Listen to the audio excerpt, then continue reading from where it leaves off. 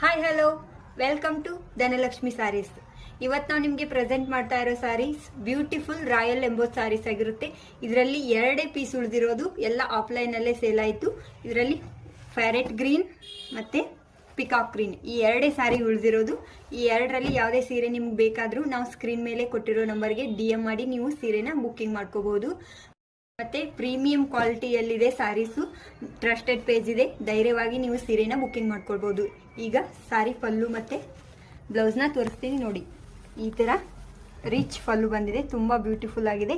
ಸೀರೆ ಅಂತೂ ತುಂಬ ಸಾಫ್ಟ್ ಆಗಿದೆ. ಮತ್ತು ಅಪೋಸಿಟಲ್ಲಿ ಬ್ಲೌಸು ಬುಟ್ಟ ಬಂದಿದೆ.